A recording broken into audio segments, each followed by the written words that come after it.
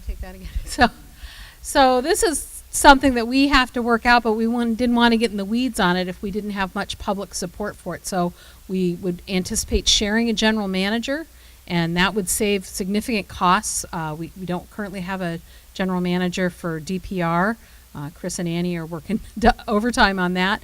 So share other staffing resources across the two stations, other expertise. That would be explicated in an MOU between the two universities in terms of who does what.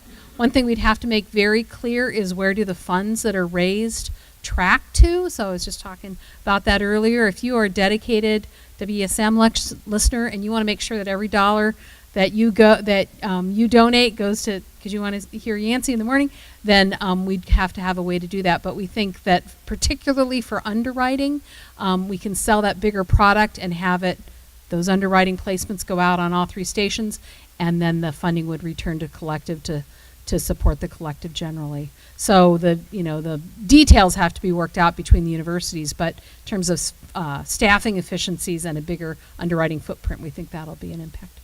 Yeah, Rick. I would caution my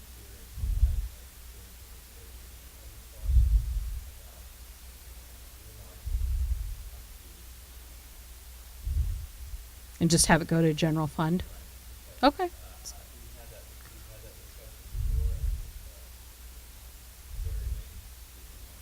It's and I just think we should be careful. okay. Well, something to consider very carefully, yeah. Peter, did you have a comment?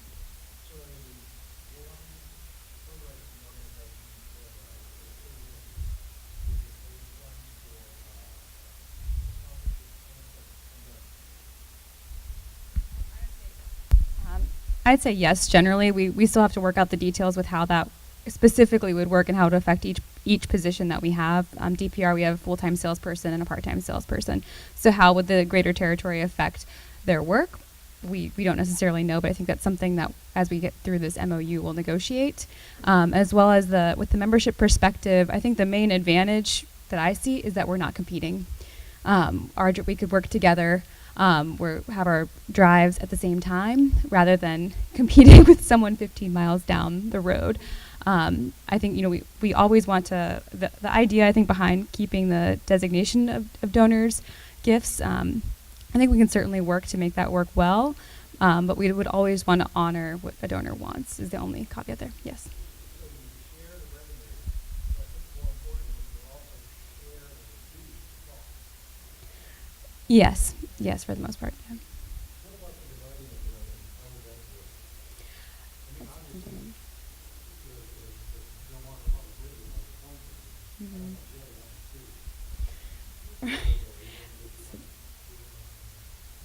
So I think again that will be something we negotiate as part of the MOU. So I'm not sure how much more you want to say. I mean, that I think is really up to, it's not up to me as much as my finance VP and things like that, working out those details. So we look at what the university's putting in, what's being generated, what are the relative underwriting and membership revenues that are already being generated by both stations. Listenership, it makes sense if we have much larger listenership through WSCL that we're picking up some more of those costs. So all of that has to be worked out. But, I think that's possible to do that and see how it goes. The universities are both investing quite a bit. Actually, I think UMES is investing actually a little bit more than we are. So we have to figure out how that goes. And again, this is going to be a short-term thing and see where we land. I mean, we kind of want to make sure that everybody was aware of that. Where we land in 3 years are we actually ahead by doing this, or have we just kind of muddied the waters and nobody knows what where the monies are going or that kind of thing. If we can't add value to the listener experience and to the funding that's coming into the station through this, then I think both campuses will be at a point where we have to talk about, are we going to go all streaming?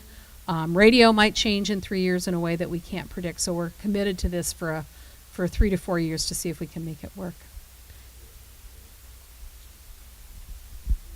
We spent a lot of time talking about the reduction in staff and the collaboration and selling. What about in programming? Talk about the idea that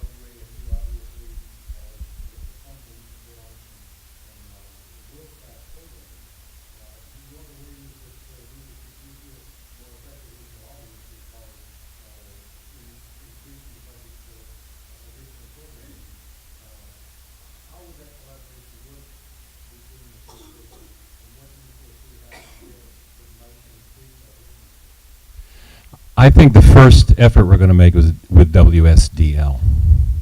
If I could, I don't think I'm betraying any confidences here, but NPR charges the Salisbury stations an incredible amount of money to broadcast NPR programming compared to what ESM gets charged. ESM is considered a rural station. We're only 11 miles south of Salisbury. And we pay significantly less for Morning Edition, all things considered, than what you pay here at SCL and SDL. It's unbelievable. Annie, Chris, and I went to NPR the week before Thanksgiving to talk about this. And we came away pretty emboldened, thinking that well, how do I put this? That NPR wants to make money. I know I'm going to shock anyone, but they would like to make money. And our plight here needed more polish before we go back and tell them what we're going to do exactly, before they will bend a little bit and give us a break. But I'm not sure I'm answering your question, Bill. SDL, to me, reducing the cost that NPR charges SDL by reducing some of the programming, which has already happened before I even got involved. A lot of that has happened. But I really believe, looking at the Rehoboth market, that bringing our live hosted shows to Rehoboth Beach and that area will help WSDL immensely, both from an audience and a fundraising point of view, and WESM as well. Now, the second question might be, technically, how can we do that? And I'm happy to report that it's already set up, that we could flip the switch tomorrow and have WESM on WSDL. It's there waiting for it to happen. My other big thing for WSCL would be to somehow bring back live hosted classical music programming. That's something that we're gonna have to work on. Or were you talking more about produced programming, news programming? I envision more local news, and that's when I mentioned students. You know, we don't have a bunch of resources here like AMU does in DC, but we do have students, and we do have smart students, and we do have students who want to learn how to do news, and we need to start taking advantage of these things, because we can't afford to have a news staff of 6. But I'm firmly convinced that local news on this peninsula is important and relevant, and that we should be doing a better job of it, all of us. ESM, we don't have any local news on ESM. If you listen to us in Morning Edition, when you hear the breaks, you don't hear Don Rush, you hear produced spots. We do the UMAS minutes, which are well produced, and we want to do that. We want to continue that. But we don't have a local host in the morning and in the afternoon, and that's something that maybe Don Rush could bring to WESM. So you could have Don Rush, we don't have the map up, but you could have Don Rush literally all over the peninsula representing WSCL, WSDL, and WESM, if we put them on WESM. But we're trying to work that out with NPR, and without having to pay any more money. No signal flipping. Signals stay the same. Formats stay basically the same. We want to we want to improve the formats, not change them. On the same signals, yeah. Rick.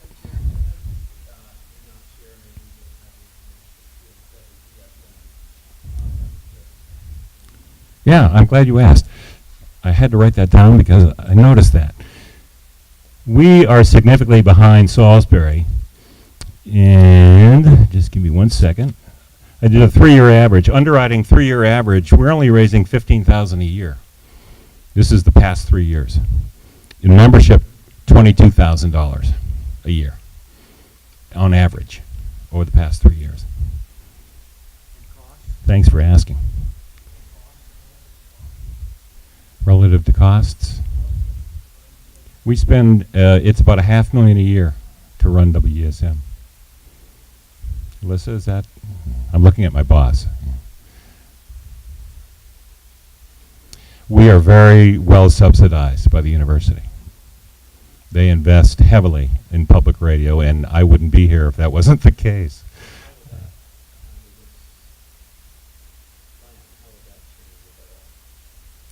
Which part?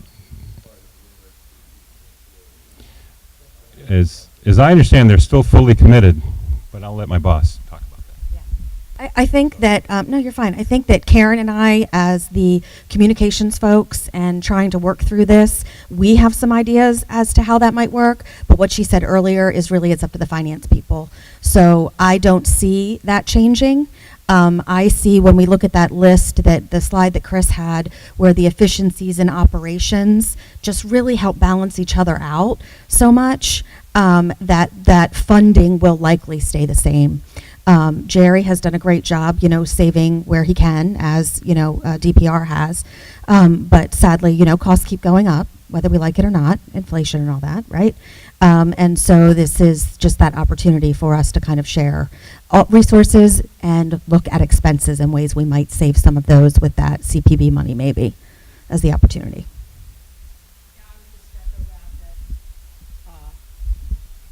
Got Jason Curtin here, who's our Vice President for Advancement. I think he would agree with me that I know pretty much the lane that I have to stay in terms of the university's contribution. And so then there's another lane that we got to make up in underwriting and another lane for membership. And if we can bring in some CPB money, that's fine. So any arrangement that we have with UMES and WSM is not going to change that reality. We just think this is a way to hit that even harder, hit those goals or exceed them. Yep. Yeah.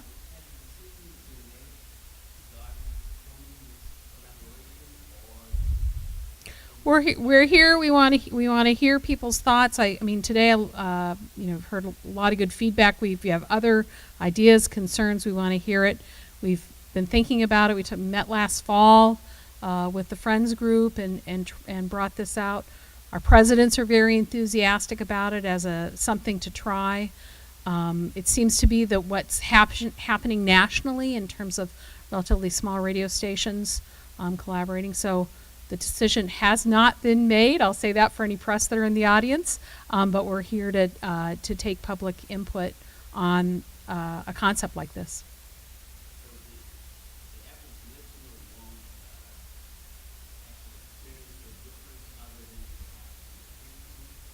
Yeah, the programming would, I think, be very similar on WSCL and WESM, except maybe with more news or things like that. WSDL, I think, is going to be more of the sandbox. Would you agree, Jerry?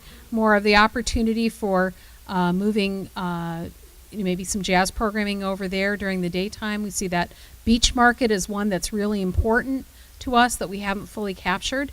And so we'd like to try some things to see if we can grow listenership up at the Rehoboth Beach and Dewey Beach, places like that, Delaware.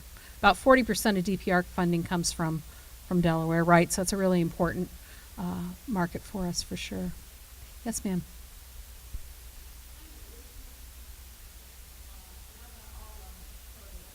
Mm-hmm.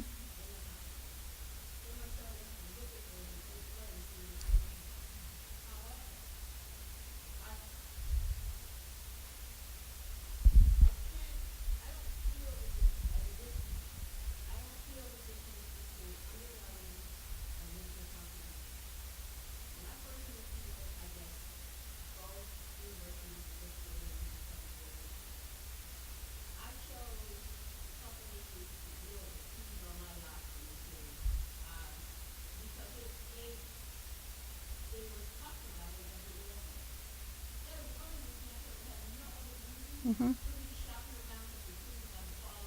Mm-hmm.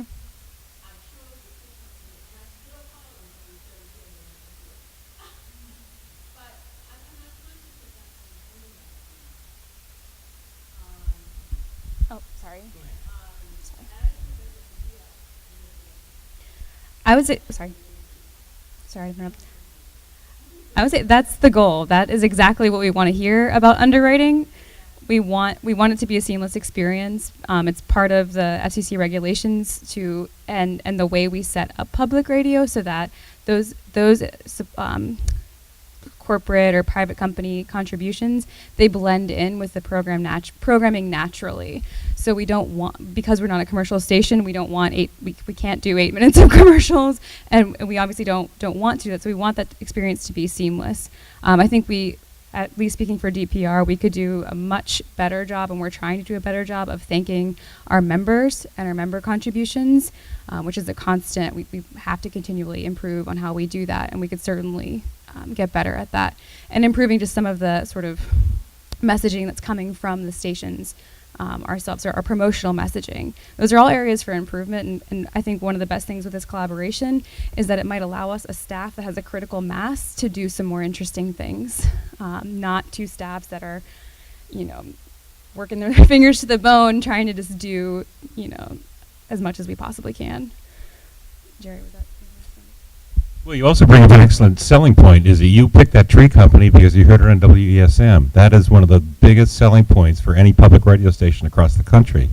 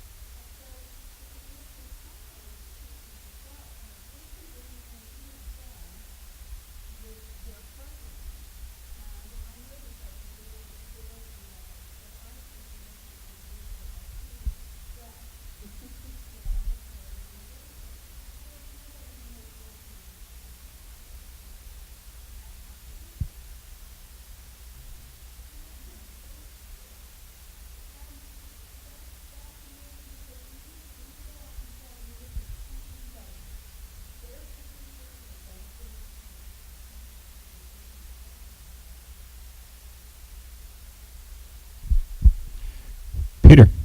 Back to a question that somebody asked earlier about asking you to go in and purchase religious providers that have the local hosts and the cost relative to feedback. Because you have the local tax, which is something really I haven't thought about before. So the local tax, you have to pay for a fully loaded salary for the person who broadcasts the program, whereas if you purchase the program, it's going for a teacher program and put it somewhere else. So it sounds, the local one sounds expensive, but there's some side benefits by having a local person that can help with the advertising for the business expenses. But tell me about the cost of going out to Well, it depends if that host is a volunteer or a salaried employee. That makes a huge difference. Peter, the first thing that, if this works out, if the MOU is signed and sealed and delivered and I get to work on this, obviously digging into the budget is the first thing that I've got to do. But I came from a station, I was at Worcester, Massachusetts, at the only jazz station in New England, believe it or not, for 4 years. 95% of our on-air people were volunteers. We did a great job of keeping costs down by finding people who knew jazz, wanted to be on the radio, and did a pretty good job, and didn't cost us any money. That would be an area that I would be looking at. You might remember that we did have volunteer announcers when I was here. At night, we gave them a key to the Carruthers Hall. They'd come in and do the show at night. So I know there's classical music talent here on the peninsula somewhere. It's up to us to find it. As far as paying people to do it, I can't answer that right now. Yeah, that's right. Or grants. Yeah.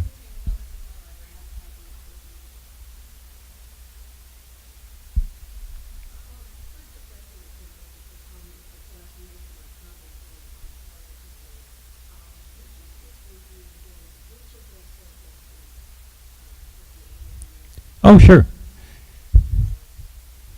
It's the big blue one. These are the primary. These are the primary signals, by the way. There's, yeah. There's a. There are secondary signals and there are tertiary signals in radio, and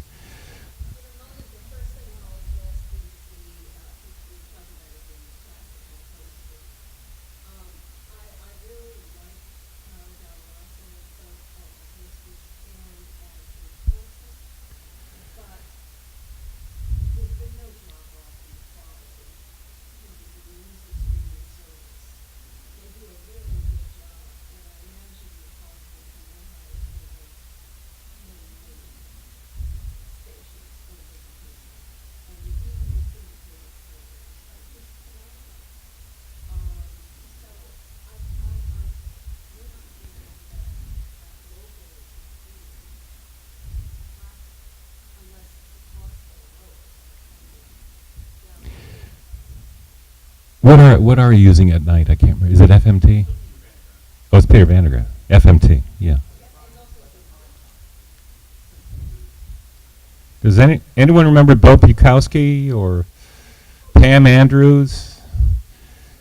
Yeah. So the programming that we use on WSCL during the day comes from Minnesota Public Radio, Classical 24. And it's not, we've heard people say, well, it's canned. It's not. They're actually live. They're human beings sitting in Minnesota playing the music. So they are live hosts. And yes, it is significantly cheaper to use that for a couple different reasons. I don't have to pay Classical 24 health insurance. There's a whole lot of things along with that. And they also don't take vacations. So if... No, but... when we had live classical hosts, that was always an issue. If somebody took a day off, somebody else had to fill in for them. I am also very committed to bringing back live classical music hosts. I'm wondering if maybe one avenue we might want to explore is having classical music hosts host, instead of a shift of 4 or 5 hours, if we had volunteers who might be interested in making specialty programming for us. If there was a classical music host, for example, we have a sizable collection of vinyl classical music records, good old LP records. A lot of them are out of print. I would love to have somebody host a 1 hour a week, classical music from the LP records kind of show. I think maybe that would be a little bit more better use of our time than taking a volunteer and saying, okay, here's 4 hours a day that you have to cover. That's really a tall order for a volunteer. And I will agree with you that the Classical 24 service, it's pretty good. It's not bad. It isn't... Yeah.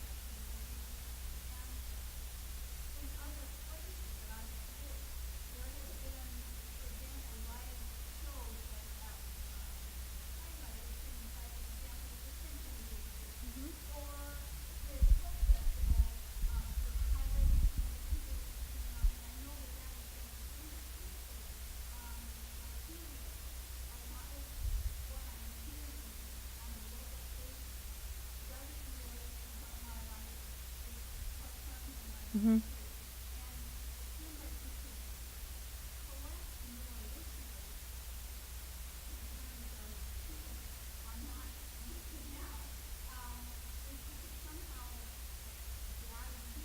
Yep.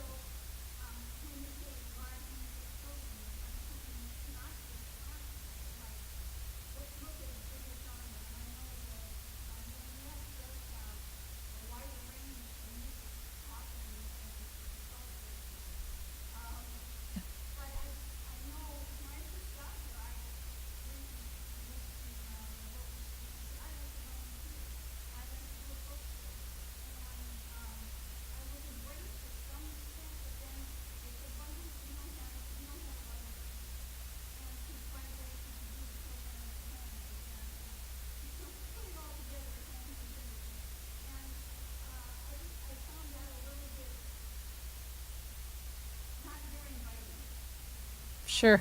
Yeah.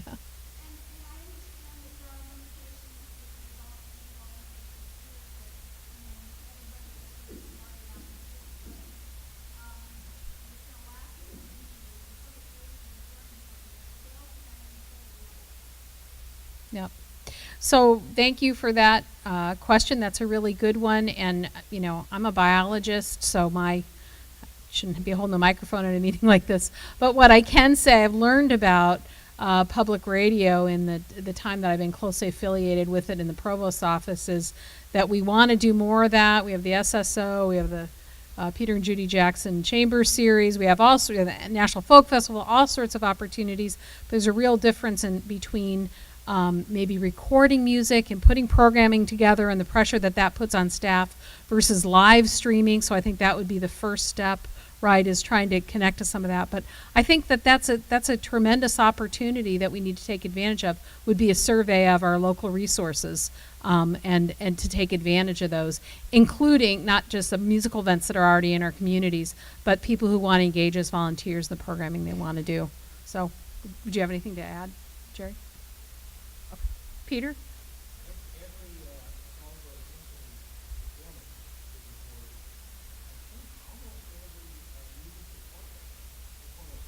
Right.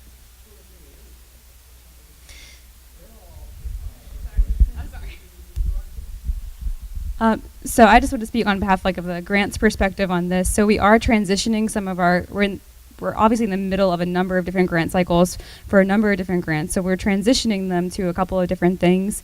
One would be, I don't know where to start. So National Folk Festival, I wanted to touch on that.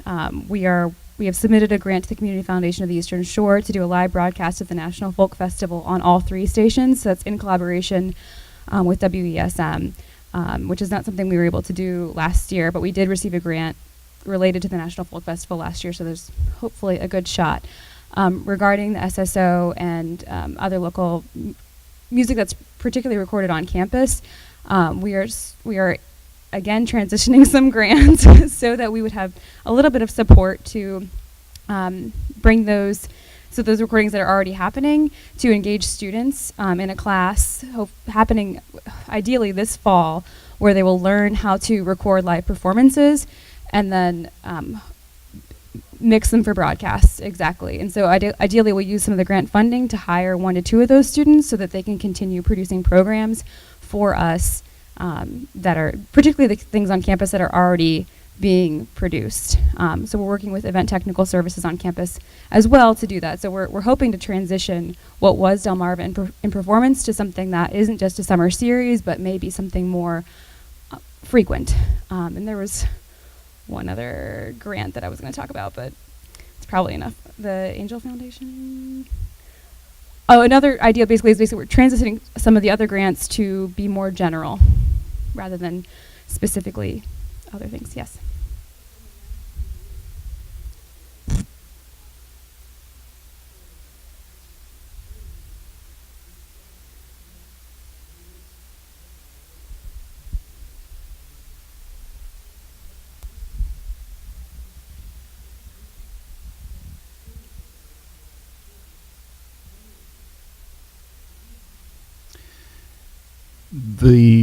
The spirit is willing, the flesh is weak. We would love to be able to go out and record more of those things. It's a limitation of our staff as it is right now. I think that's why we're really concentrating within the next year of highlighting the performances that are happening at Salisbury for a couple different reasons. One, it's low-hanging fruit. It's great for us. It's great for the university. And the person on staff who was going out and doing all those recordings is no longer with us, so that's where we are, and until we can build that back up, that's how it's going to be coming up in the future. And another limitation with some of those recordings was that they could, because of some of the agreements that were made, they could only be played once. So there was an immense amount of output going out to get all of those the recordings and then putting them on air, and a lot of times we could literally only play them once. So that was a challenge. We're still hoping to work with all those organizations. We still have relationships with all those organizations, generally pretty good ones.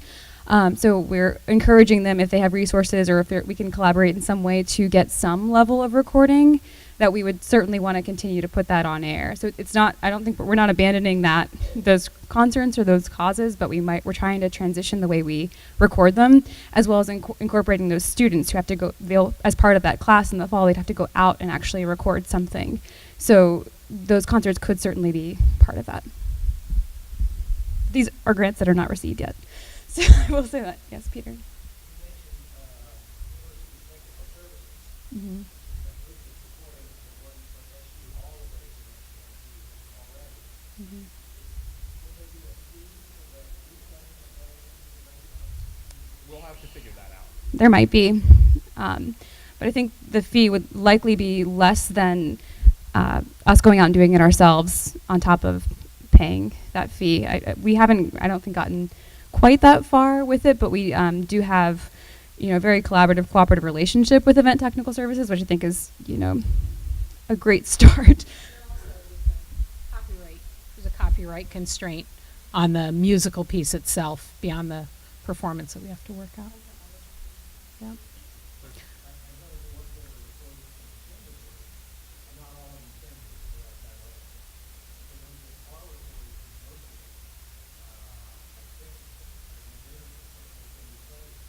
Over more than once.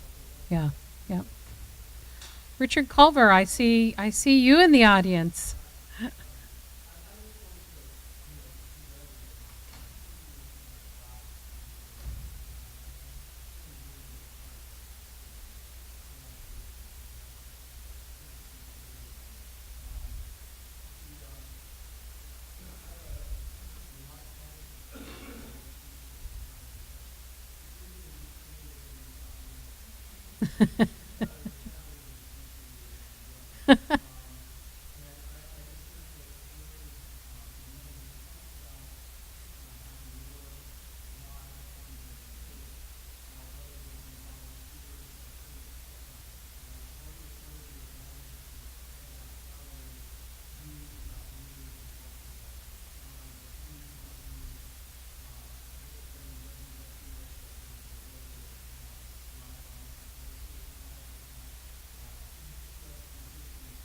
Mm-hmm.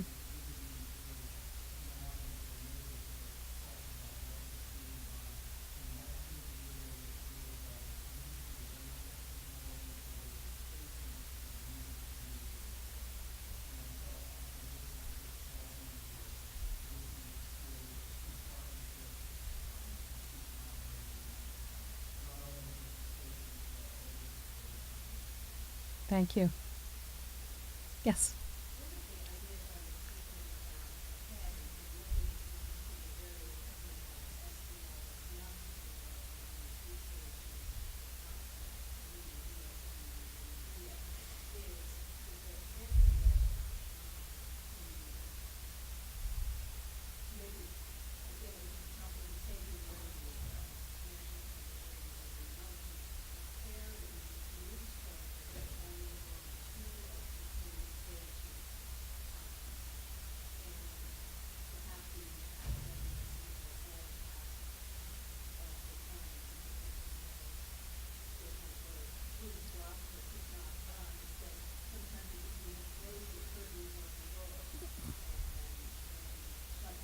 Mm-hmm.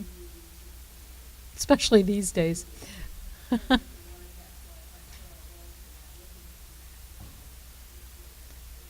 Yeah, I think as Jerry said, we'd go back to NPR once we had a plan more firmly in place, and try to bargain for the best price we could to have, the news programming that makes sense. On the other hand, I've always observed that WSDL, right, is pretty much overlaps with a lot of the space that WSM and WSCL are in. So, maybe that would be a place that we would cut back on the All Things Considered and Morning Edition. But yeah.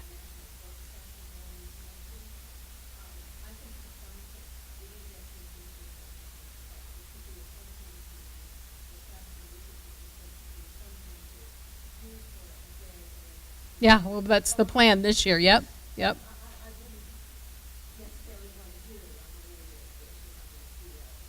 Yeah. Yep. Yeah. You might be surprised if you go this year. It's pretty unbelievable artists that were there. Yeah. Did you have a comment or question?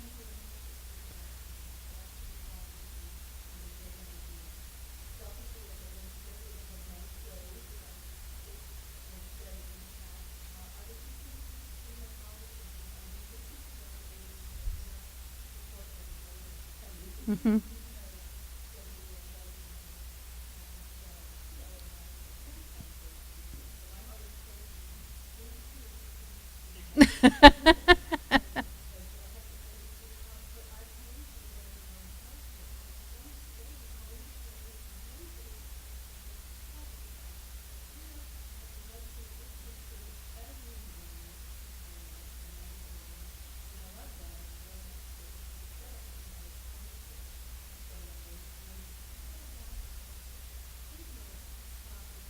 Recently was able to get the name clearly and discovered that they have what I consider two quintessential public radio shows, Says You and Selected Shorts. And I contributed specifically to SEO when I discovered they had them, and I could listen to them on the weekend rather than streaming them.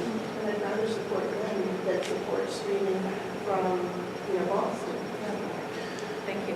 Well, hopefully there's more of you out there, which is what we're sort of banking on. Me, as a classical music listener, I'm also a huge jazz fan, so when I'm not listening, I listen to their station. I'm not going to say this. Yes, I am. I listen to their station as much or more than my own darn station.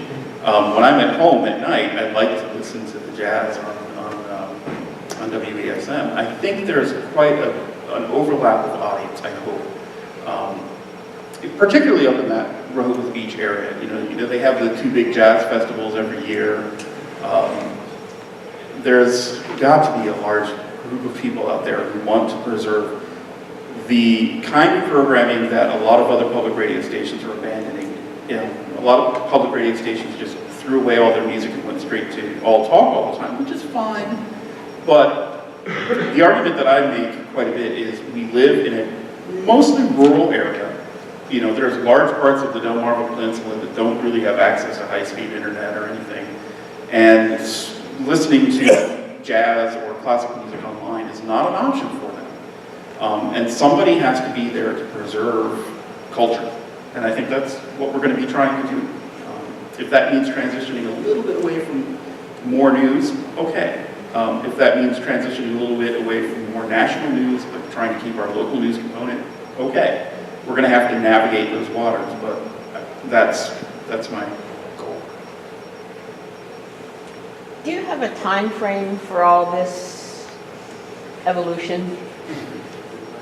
Yeah, good question. Yeah, that's a good question, and I don't know how well you know universities, but we usually think we're going to move a lot faster than we actually do. But our goal is to kind of land on this spring. I think we can say that's fair, Alyssa. Definitely over the next several months to get this done. Yeah. I think we'll be promoting it on our membership drives next month. Yep, Peter. To mix metaphors, I think you all should be congratulated for taking a giant step, one metaphor, and thinking outside the box with a metaphor in thinking through the issues of programming, station costs for all the entities involved here, and for sources of revenue. It's a really complex problem, and yeah, maybe the answer won't come as quickly as we would like to see it, but thank you. Oh, thank you. Given a lot of thought to it. Well, thank you for that, and did you want to make one last? Yes, one last comment. I've worked in a lot of situations where there have been issues such as the ones we have here, and I shouldn't say a lot, or several. However, I would like to commend the staff as a person who is just working here to tell you that they have such vision and do it with such class. So thank you, Jerry. Thank you, Ann. Thank you, Dr. Olmsted. Thank you, Chris. Thanks to Don, who is not here. Thanks to Billy Earl and all the other volunteers, because this has been... No, I'm sorry, Angel and Yancy and Dr. Nagel and all the friends. This has been an endeavor that you wouldn't believe. You're asking questions that have taken them months to come up with answers for you, and there's still a lot of things that we don't know about. But I just have faith that they're going to work it out, and they're going to work it out for the best of all of us, and I really do believe that. I think we have a hard stop on this room, right? Yeah. At 7, so, yes, Dr. Nagel. What would you charge me to talk for 30 seconds about the Friends of Delmarva Public Radio? I got a quarter. A quarter. I can cover that. I'm Kel. She calls me Dr. Nagel. I did used to be a doctor. Still got the degree, not the license. And I am president of an outfit called Friends of Delmarva Public Radio. We recently had to reorganize our board a little bit because of the sudden and sad death of our great friend and supporter, Mike Prettle, who also was controlling our limited finances and did our legal work. So we had some touching up to do on that, and we have, I think, got that organized. Karen Olmsted, who's still a doctor, said that she had met with the Friends back in the fall, so we have spoken regarding this collaboration, and I think we're all very, very excited about it. When I talk to other Delmarva Public Radio supporters, and I say, well, you know, I've been listening to WESM also and send them money every year too, and they say, well, so do I, although we apparently send more here in Salisbury than to that, to whatever Jerry has down there, but you got some of mine. At any rate, everybody who sends money to either of the stations is considered a supporter or a member, which is, the old public radio, public TV. You're a member of Maryland Public TV. Well, you're not a member of Delmarva Public Radio, Friends of Delmarva Public Radio, unless you want to be. Now, DPR has tried to get in the habit of calling donors supporters and not members. And I think that is a good way to go about it. I'm not an attorney, and Mike, who wrote the articles of Barn Corporation, et cetera, is not with us to help. But the Friends Group has articles of incorporation which allow us to support any public radio on Delmarva. So it'll be easy for us to jump in and hopefully merge the Friends efforts with efforts at WESM and the stations here. And so I do want to encourage everyone who's a supporter of any of the station to join the Friends. We need more members. We need more members who are under 71 and a half years old. Okay? There are one or two of you here, if not you. That's right, yeah. Not Nancy. Anyway, we do have a Facebook page, Friends of Delmarva Public Radio. We do have a website, which we are in the process of developing. And we have an email address, which is friendsofdpr@gmail.com, correct, Bill? Absolutely. Okay, and we answer those emails on occasion. And my personal email is kelnagel@yahoo.com. We need more members. It's a great rule that the stations and the university in general has, and I'm sure UMES has. They don't release to us the names of people that send money. They're not allowed to. You know, that's nice because I don't want them giving my name and my contact information to everybody in the universe because everybody seems to know it anyway. You know, I get spam every day. So if anybody wants to join us and be a supporter, you have to tell us. Okay? Thank you so much. Now shut up, right? Is that what that meant? Okay. I know we're going to get rid of that. So I think we'll end there. We have a few minutes left maybe for informal conversation. Did you want to give any other guidance? Jerry, do you have any other comments? No, I just want to thank everyone for coming. Yeah, really appreciate it. And if you have any thoughts that you don't want to say out loud, please leave us with some paper anonymously. Or you can email dpr@salisbury.edu. Thank you so much.